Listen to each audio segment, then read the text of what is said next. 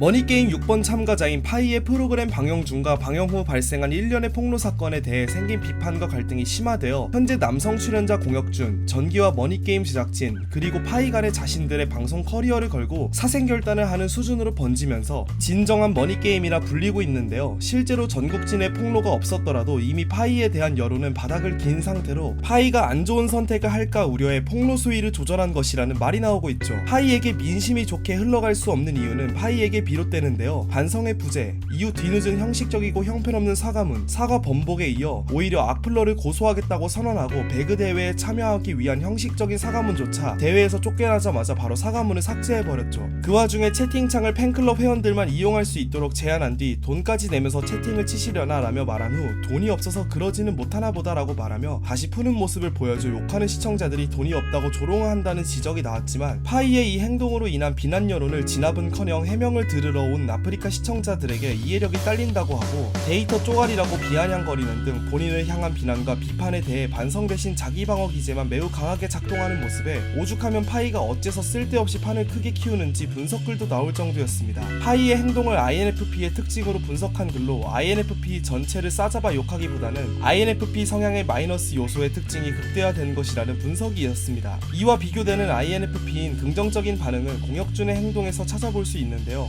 가짜 사나이 방영 당시 작품 외적으로 논란이 있었지만 머니게임에서는 본인의 예능성을 살려 눈살 찌푸리는 일 없이 예능의 재미를 높인 1등 공신이었죠. 또한 머니게임의 촬영을 재개하기 위해 진용진, 제작사 대표, 그리고 공혁준이 파이에게 무릎을 꿇기도 했습니다. 위약금과 광고 문제로 프로그램에 목숨이 걸려있는 진용진과 제작사 대표는 그렇다 쳐도 같은 참가자로서 게임에 소신대로 임했을 뿐인 공혁준은 왜 사과를 해야 했는지에 의문을 가진 사람들이 많았는데요. 공혁준이 밝힌 바에 의하면 촬영 중단 후 눈물까지 흘리며 낙담하는 진용진을 보고 나만 희생하면 되겠다는 마음에 함께 파이를 찾아가 사과했다고 하는데요. 네티즌들은 공혁준이 무릎을 꿇은 이유가 하나 더 있다고 추측 중입니다. 그 근거는 머니게임 8화 엔딩 크레딧에 있는데요. 머니게임의 제작사는 3Y 코퍼레이션으로 가짜 사나이 2기, 피지컬 갤러리의 김계란이 세운 회사죠. 즉 머니게임 제작이 엎어진다면 김계란도 큰 피해를 떠안아야 했을 상황이라는 겁니다. 공혁준은 가짜 사나이로 악플에 시달릴 때 본인을 유일하게 다독여주던 김계란을 위해 기꺼이 무릎을 꿇고 비난 여론에 시달리는 파이를 위해 함께 리뷰 방송하는 대인배적인 면모를 보인 것으로 그는 비난받는 파이를 보며 가짜 사나이 당시에 본인과 본인을 일으켜줬던 김계란을 떠올리고 그때의 김계란처럼 파이에게 도움을 주려고 했죠. 공혁준은 투자 실패와 지인 문제로, 박준영은 교통사고 피해와 운영하던 술집 화재로 인한 억 단위 빚을 진 상태, 전기는 반지하에 거주 중이며 이루리는 암투병 중인 아버지의 치료비 목적, 가오가이는 코로나19로 인해 공연이 없어 현재 수익이 없는 상태, 그리고 니갸르는 환자를 치료하다 코로나19에 걸린 어머니와 전쟁으로 인해 징집되어 버린 동생을 도와야 하는 상황이지만 다른 참가자들에 비해 진짜 돈이 간절했던 것도 아닌 아프리카TV 개인 방송으로 얻는 수익이 여캠들 중에서도 꽤 높은 것으로 알려져 있는 파이의 이런 행태는 방송 외적으로도 반성 없이 민폐만 끼치며 본인 이미지를 스스로 망치고 출연자와 시청자의 분노를 사고 있는데요. 논란의 중심에선 파이를 위해 구원의 손길을 뻗었던 INFP 공혁준마저 역대로 분노하게 만들었습니다. 니갸르는 3자 녹취 부분에 대해서 통실비밀보호법상 형사처벌 대상으로 파이를 고소한다고 밝혔습니다. 한예상 피해자가 선찰을 한 경우에도 최소 징역 6개월, 집행유예 2년이 선고될 정도로 중한 범죄로 니갸르와 제작진의 대화는 물론 육지담과 공혁준의 대화의 경우도 3자 녹취라면 처벌받을 가능성이 높은데요. 파이의 머니게임은 이제부터 시작인 듯 합니다.